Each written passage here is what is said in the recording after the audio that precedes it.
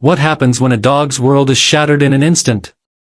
A world where the joy of running through the garden turns into a nightmare so intense that it takes away everything he once knew. But what if I told you that this dog, broken and battered, would come back stronger than ever, proving that resilience is more powerful than fear?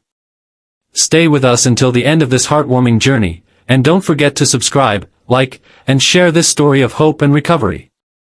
Your support means the world to us, and it helps us bring more incredible rescue stories to life. Max's journey is a powerful reminder that even in the darkest times, there's always a light at the end of the tunnel. Max lay motionless, his once strong body covered in stings, his eyes dull and clouded with pain. It was a tragic sight, his once joyful energy now a distant memory.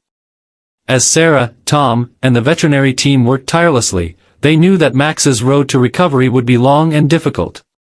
Yet, there was one thing that none of them could deny: Max had an extraordinary will to survive. Days turned into weeks, and Max's recovery slowly began to unfold. Sarah and Tom became his unwavering support system. His body, though battered and bruised, started to heal. The swelling gradually went down, and his fur grew back in patches. It was a far cry from the playful dog who once raced through the yard, but with every small step, Max regained a little more of himself. During the quiet hours, when no one was around, Max would lie in his bed, staring out the window, lost in thought.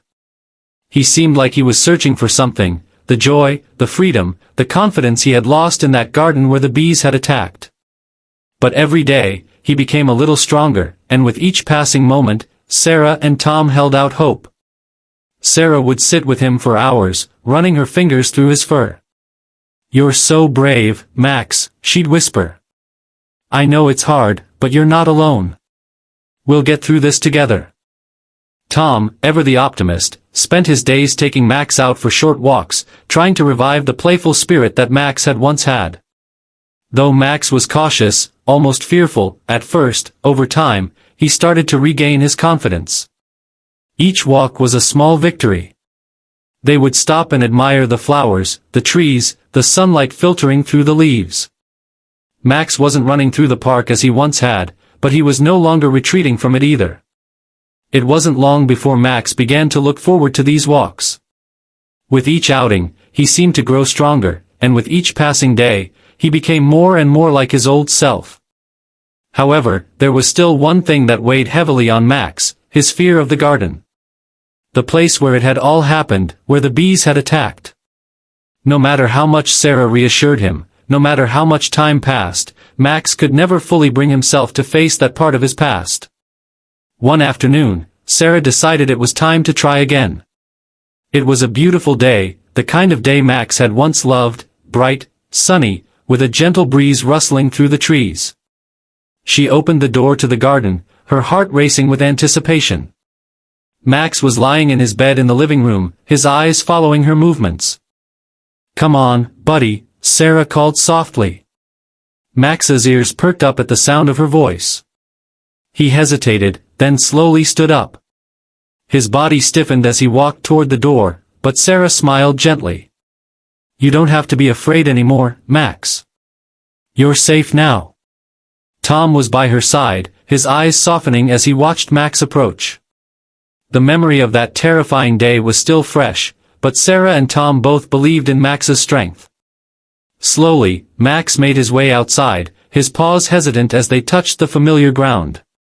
He stopped just at the edge of the flower bed, his eyes darting nervously around the yard. The buzzing of the bees was gone, but the memory of that moment was still very much alive for Max. Sarah knelt beside him, her hand resting gently on his back. "You're not alone, Max," she said. "You can do this." Max took a deep breath, his body trembling as he fought to overcome his fear. The garden, once a place of danger, was now a place of hope, a place where he could begin to heal. After what felt like an eternity, Max took his first step into the garden. The world around him was still, quiet, and peaceful. He paused, listening for the sounds of danger, but there was nothing. No bees, no threats. Just the soft rustling of leaves in the wind. With that, Max took another step, and then another. His tail gave a tentative wag. Sarah smiled, a wave of relief washing over her. "That's it, buddy. You're doing great." Max's breakthrough came when he stepped further into the yard. His fears began to fade away with every step he took, and slowly, cautiously, Max began to run, his movements slow at first but gaining speed as he built up his confidence. His tail wagged, his ears perked up, and his body became more fluid, more joyful. For Sarah and Tom, it was a moment they would never forget. They watched as Max, once a broken dog covered in bees, reclaimed the life he had lost. He was running through the yard, chasing after a ball that Sarah tossed to him. It was as if he had been reborn, as if the dog they had known and loved had finally returned to them. Tom laughed as he watched Max run across the yard.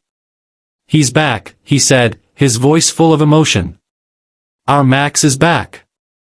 Sarah's eyes filled with tears. She could hardly believe it.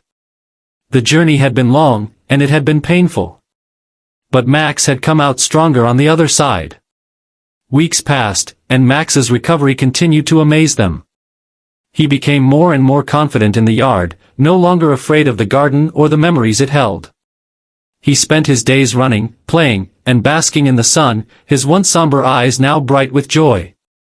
His relationship with Sarah and Tom deepened. They had become not only his caretakers but his family. Max knew, without a doubt, that he was loved and safe. One evening, as they sat on the porch watching the sunset, Max curled up next to Sarah. She ran her fingers through his fur, her heart full of love and gratitude. "You did it, Max," she whispered. "You made it." Tom joined them on the porch, his hand resting on Max's back. "You're the strongest dog I know, Max," he said, his voice thick with emotion. "We're so proud of you." Max looked up at them, his eyes full of affection. The bond between them had only grown stronger through this journey. Max had been given a second chance at life, and he had reclaimed the joy and freedom that had once been taken from him. Several months later, Sarah and Tom took Max back to the park. It was the place where they had first helped him face his fears, and now, it was a place of celebration. Max ran through the park with the same enthusiasm he had once shown, chasing after the ball, his body strong and healthy once again.